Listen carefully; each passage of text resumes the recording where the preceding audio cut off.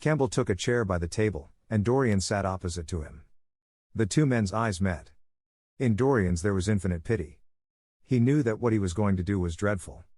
After a strained moment of silence, he leaned across and said, very quietly, but watching the effect of each word upon the face of him he had sent for, Alan, in a locked room at the top of this house, a room to which nobody but myself has access, a dead man is seated at a table.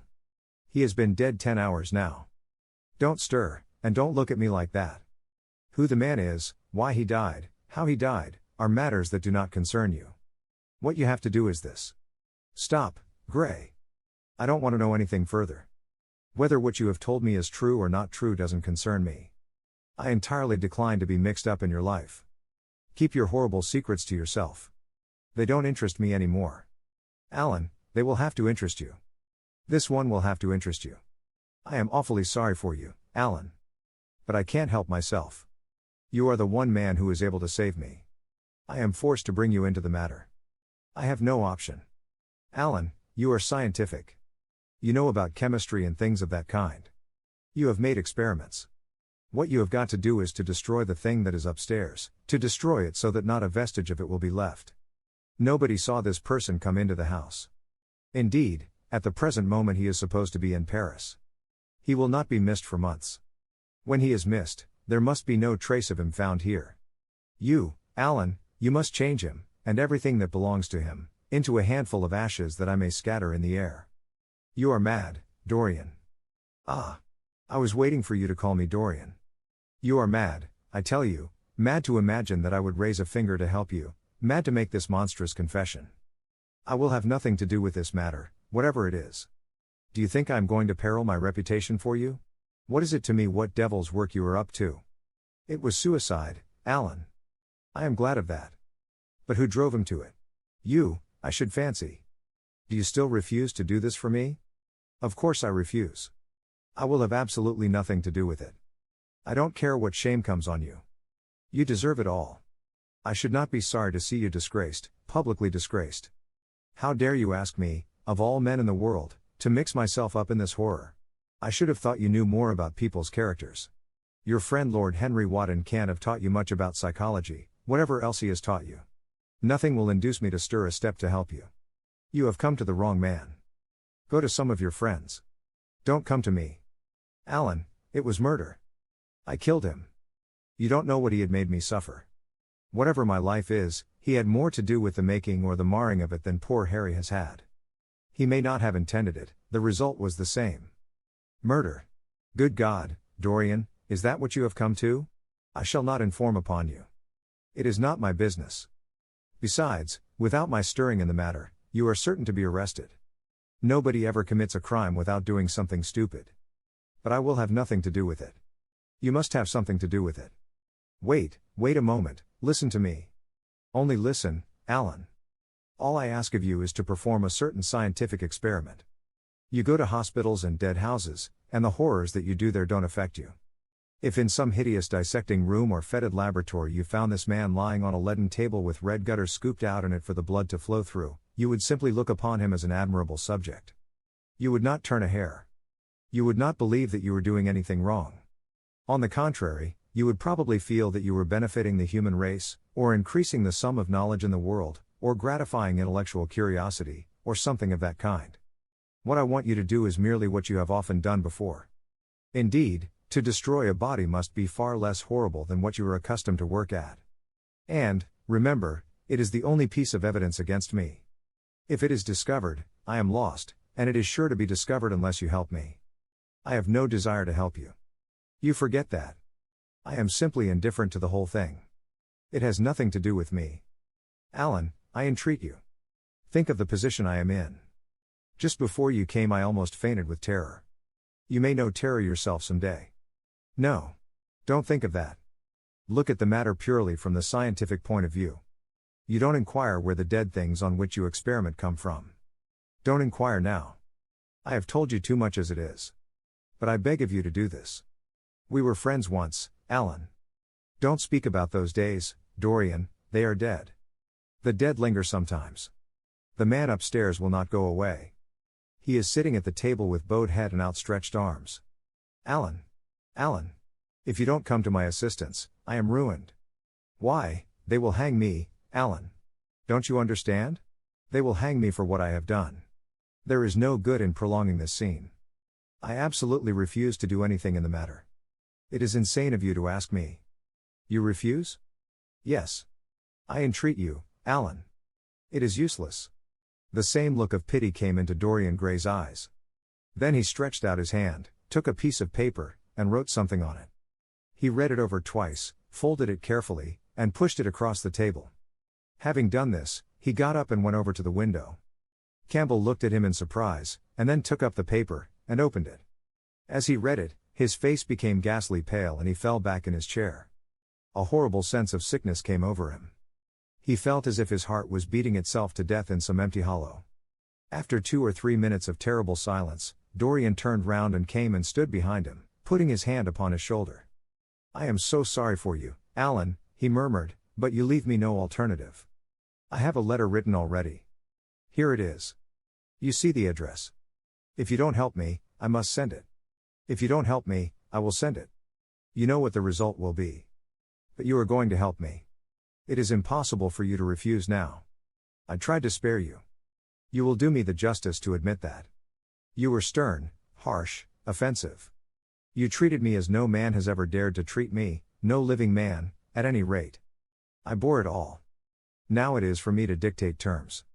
Campbell buried his face in his hands, and a shudder passed through him. Yes, it is my turn to dictate terms, Alan. You know what they are. The thing is quite simple. Come, don't work yourself into this fever. The thing has to be done. Face it, and do it. A groan broke from Campbell's lips and he shivered all over. The ticking of the clock on the mantelpiece seemed to him to be dividing time into separate atoms of agony, each of which was too terrible to be borne. He felt as if an iron ring was being slowly tightened round his forehead, as if the disgrace with which he was threatened had already come upon him. The hand upon his shoulder weighed like a hand of lead. It was intolerable. It seemed to crush him. Come, Alan, you must decide at once. I cannot do it, he said, mechanically, as though words could alter things. You must. You have no choice. Don't delay. He hesitated a moment. Is there a fire in the room upstairs? Yes, there is a gas fire with asbestos. I shall have to go home and get some things from the laboratory. No, Alan, you must not leave the house. Write out on a sheet of notepaper what you want and my servant will take a cab and bring the things back to you. Campbell scrawled a few lines, blotted them, and addressed an envelope to his assistant. Dorian took the note up and read it carefully.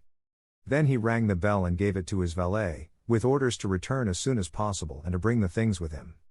As the hall door shut, Campbell started nervously, and having got up from the chair, went over to the chimney-piece. He was shivering with a kind of ague. For nearly 20 minutes, neither of the men spoke. A fly buzzed noisily about the room, and the ticking of the clock was like the beat of a hammer. As the chime struck 1, Campbell turned round, and looking at Dorian Gray, saw that his eyes were filled with tears. There was something in the purity and refinement of that sad face that seemed to enrage him. You are infamous, absolutely infamous, he muttered. Hush, Alan.